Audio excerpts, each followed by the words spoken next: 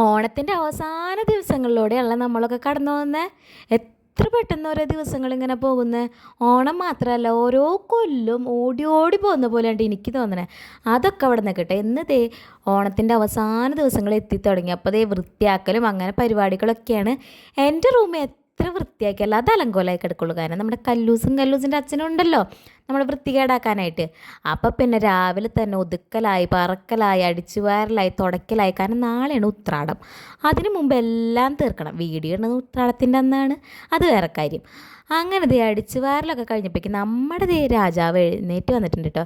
ഈ രാജാവ് എഴുന്നേറ്റ് വന്നാൽ നമുക്ക് ഒരു പണി നടക്കില്ല അവൻ്റെ കൂടെ ഇരിക്കണം. അങ്ങനെ അവനെ കുറച്ച് നേരം കൊഞ്ചിച്ചൊക്കെ ഇരുന്നു ആളെ ഹാപ്പി ആക്കിയിട്ട് വേണം എടുക്കാനായിട്ട്. അല്ലെങ്കിൽ പിന്നെ അന്നത്തെ ദിവസം ഗോവിന്ദയാണ്, ഗോവിന്ദ. അപ്പോൾ നോക്കിയപ്പോൾ എന്തോ ഒരു സൗണ്ട്. അപ്പോൾ അച്ഛനും അമ്മയും ഓണക്കോടിയായിട്ട് വന്നതാണ് കേട്ടോ. അപ്പോൾ കല്ലൂസ് വന്നത് അമ്മാമ്മേനെ കാണിച്ചു കൊടുക്കണം, വീഡിയോ ഓണാക്കി വെച്ചതൊക്കെ. അങ്ങനെ അവർ വേഗം പോയി. പിന്നെ തൃക്കാക്കരപ്പമ്മൊക്കെ കളറൊക്കെ പൂശാൻ കേട്ടോ. അപ്പോൾ അത്രയേ ഉള്ളൂ. Bye bye.